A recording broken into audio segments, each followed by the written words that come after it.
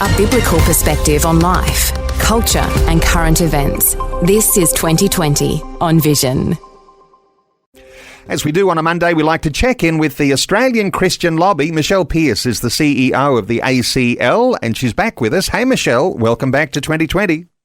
Hi, Neil. Thanks for having me. Michelle, lots of things on your agenda. Let's start with youth justice, because the United Nations is saying Australia is seen to have some of the harshest youth justice laws in the world. What's your take on these sorts of things?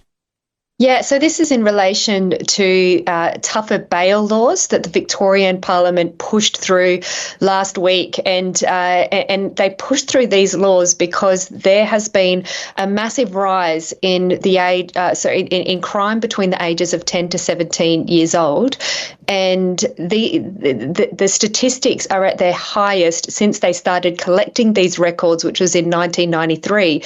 So over 30 years.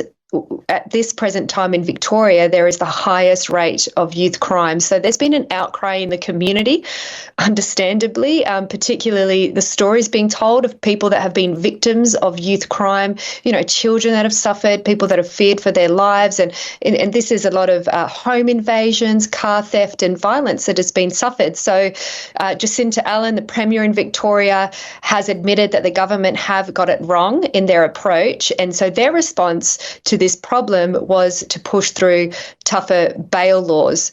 And so, you can understand this as a policy response. People want a tougher response on crime so that the community doesn't suffer. But we see this as more of a political move than it is an evidence-based approach, because the evidence shows that jailing doesn't actually work for kids. It actually leads to higher rates of reoffending. And further to this, the kids learn while they're in prison how to do worse crimes. And so we see, the problem continuing to perpetuate when you just place tougher penalties on them. So Australia has been criticised, as you mentioned, by the UN as having the harshest youth justice laws in the world. So clearly our approach isn't working and it needs a rethink. The Children's Commissioner has come out speaking about this. She said that, children as young as 10 are being put in jail in Australia, and that kids are deliberately committing crimes to get imprisoned, because in some cases they can't actually access rehab unless they're in prison.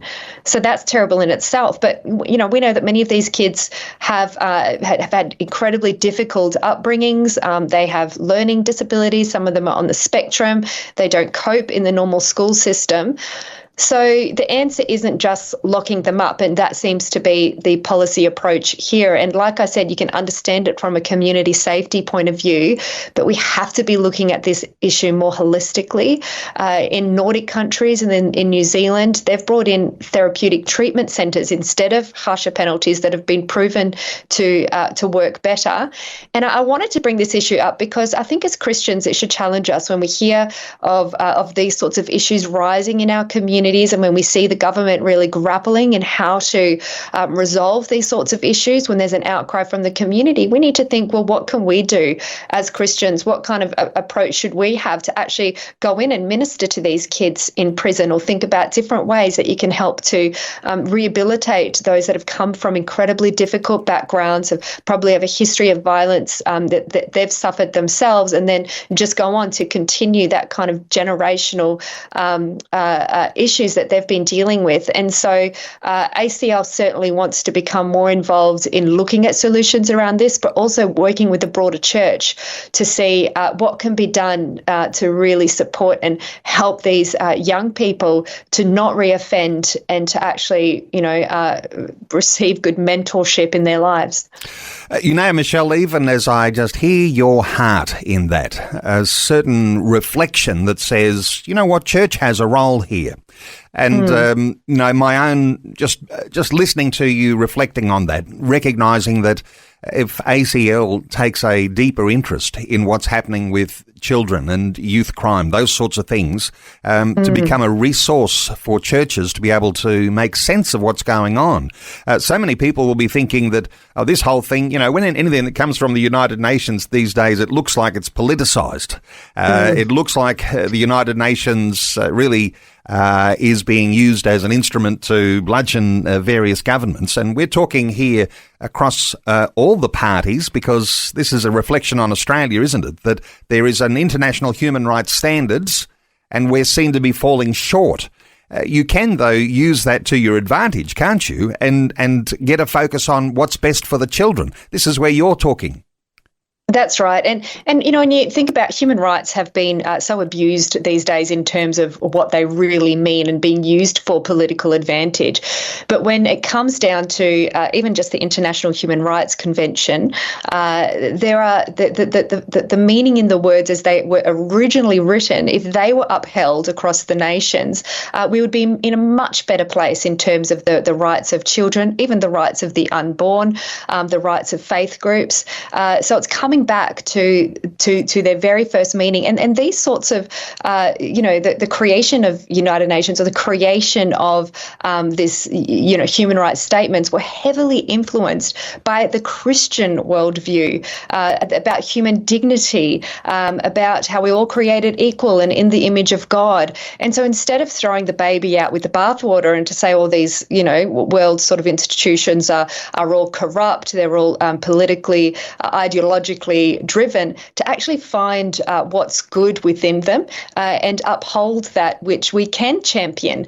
And in this case, it is the rights of children. We shouldn't be throwing children as young as 10 in jail and then just imposing harsher bail penalties. We should be looking at the best interests of the children. How can we actually help them to stand on their feet and to have a more positive future? When we think of children, we're all thinking of our own children. But I know that a part of this criticism of Australia will be in what is seen to be an overrepresentation of Indigenous children who are being perhaps incarcerated, from this age of 10. So there's a lot of depth in all of this, and you've got to put colour aside, haven't you, and say these children are children. Somehow or other, we've got to be able to work together in finding solutions. What are your thoughts around the fact that, perhaps it's Indigenous children that have become the focus here? Yeah, there is an overrepresentation of Indigenous children. There's an also overrepresentation of males that are offending. You're right, putting aside the issue of colour, perhaps this is an issue about fatherhood and the fact that these children aren't being brought up with really good role models in their life. And when you think about that, what hope do they have if they've got nobody to look up to? If they're, if the generations above them have failed them, they've got nothing to cling on to. And so, as Christians, we need to have that heart, and many Christians do have that heart of wanting to bring out the best, wanting to minister to that next generation, to be, as God calls us, to be a father to those who don't have fathers. And I think if we proactively take that sort of stance of what can we do to solve this, not simply, punish them with harsher penalties, what role can we play as the church, then we can see some of these big social issues begin to turn around.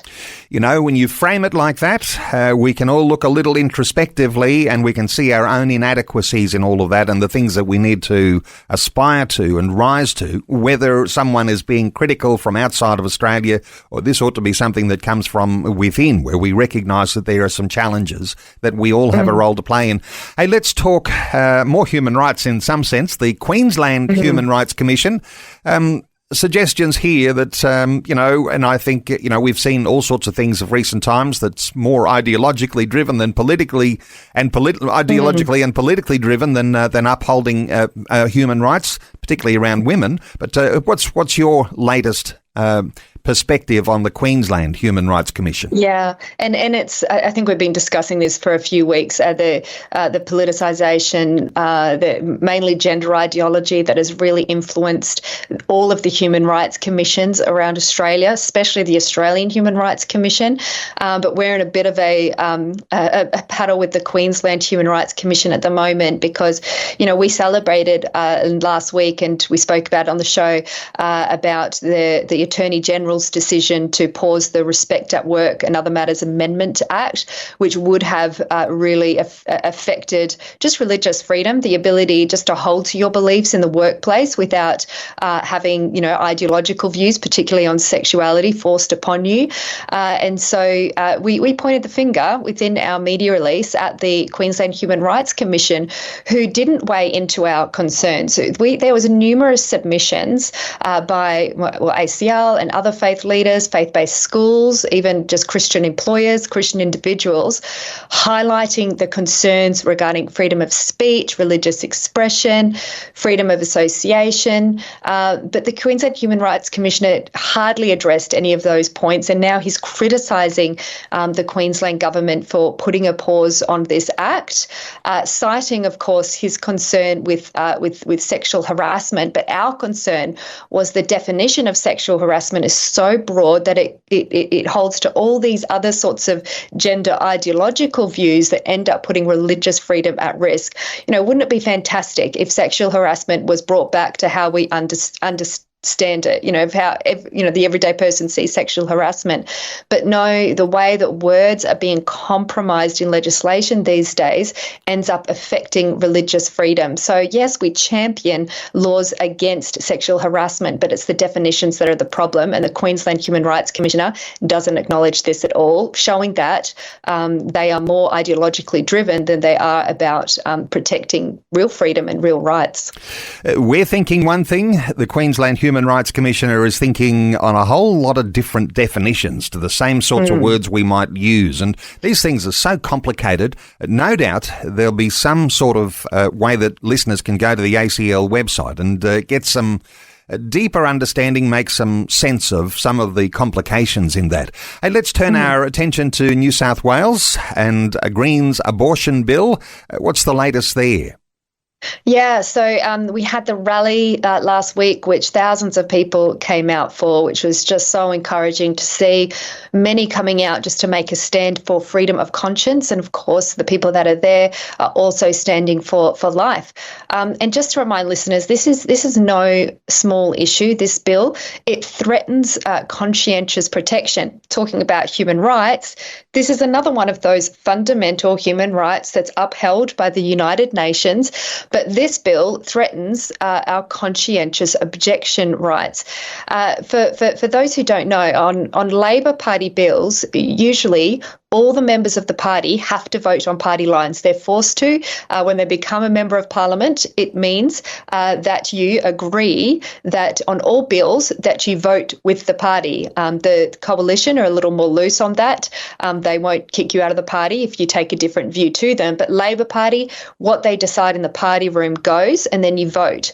But on this bill, the members have been granted what's called a conscience vote, and conscience votes are only given to Labor Party members when there's a life issue in the bill, like abortion or euthanasia.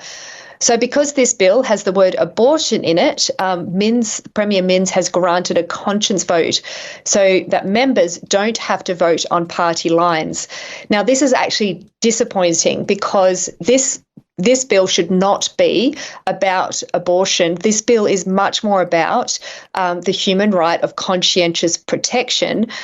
And if Labor Party hold the view that all members should vote according to their party line, Chris Minns is against this bill, and he said he won't be voting for it, particularly on the elements that threaten conscientious objection. So why not make that party room policy? Why not go and say, no, members, you can't have a conscience vote on this because we are a party that believes in the protection of conscientious objection and to vote according to party lines. But this has become a conscience vote, which makes it more difficult politically because we have to lobby member by member by member.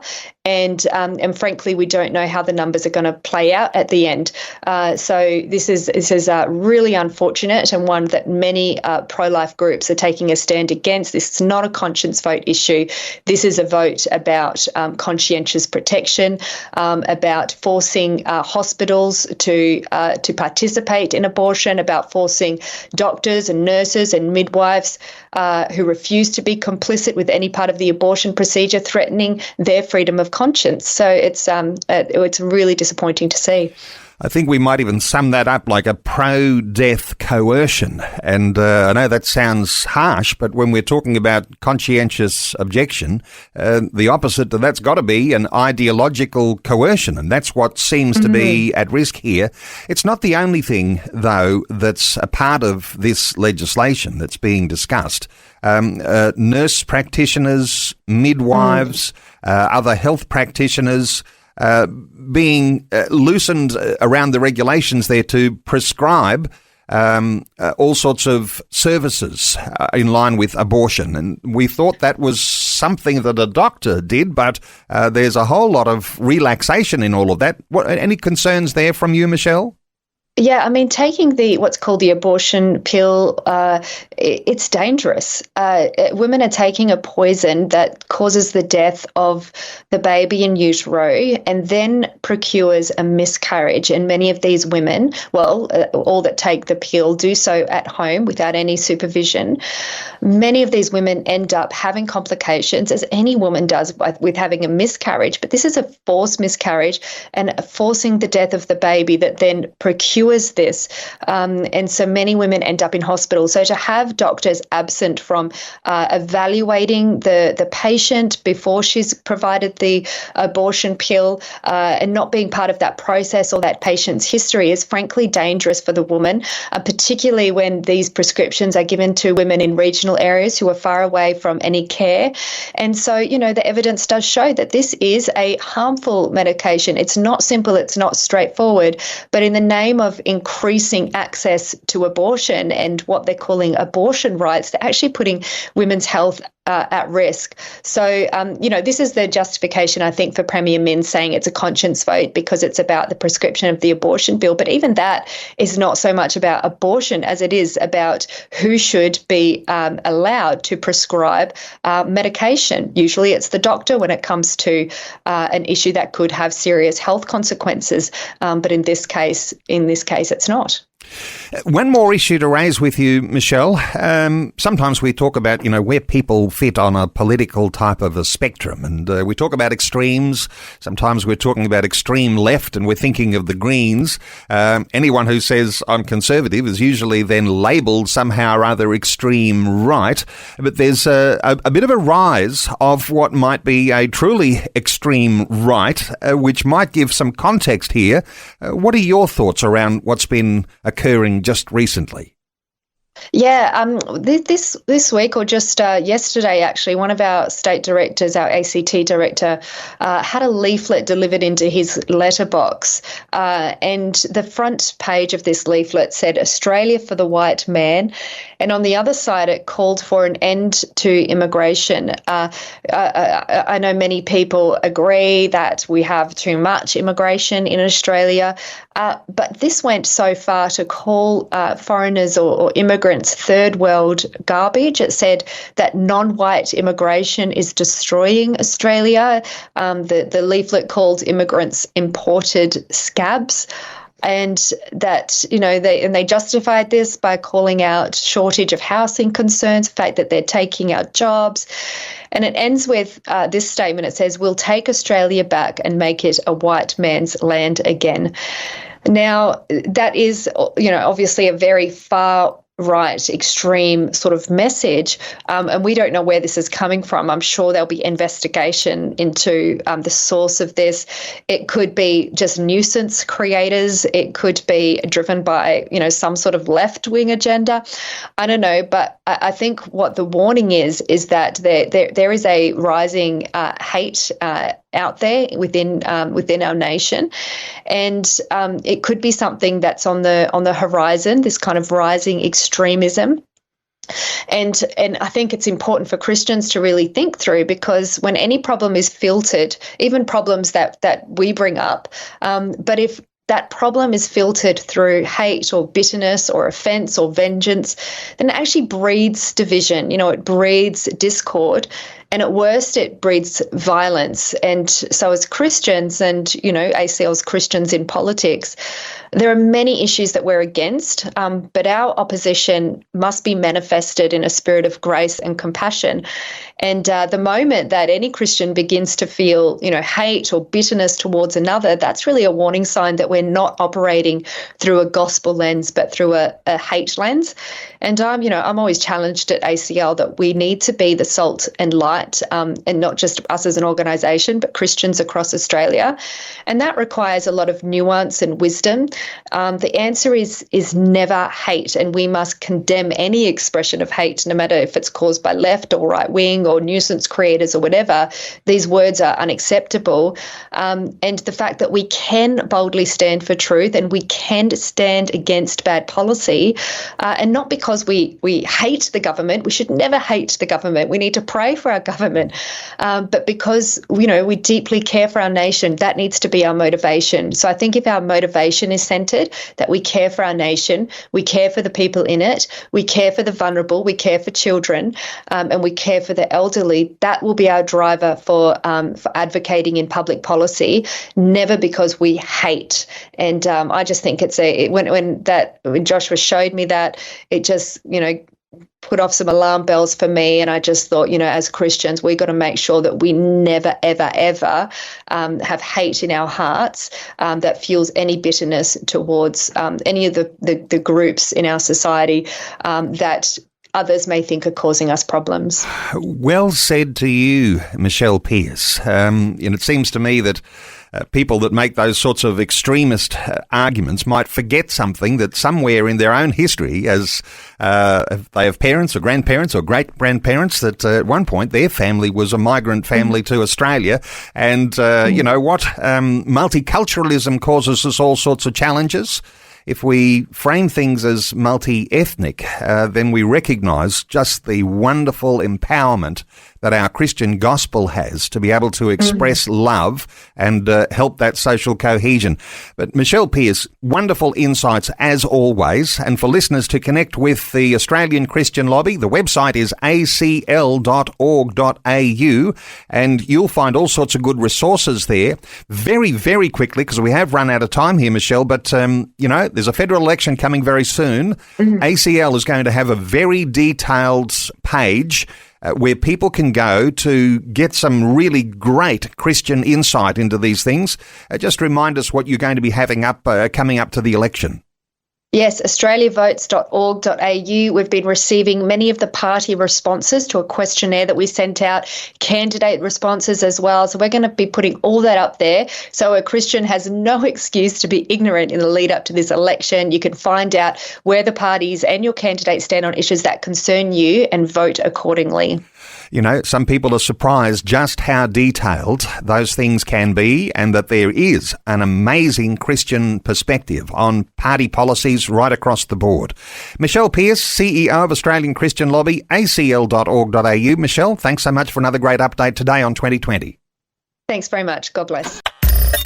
Thanks for taking time to listen to this audio on demand from Vision Christian Media. To find out more about us, go to vision.org.au.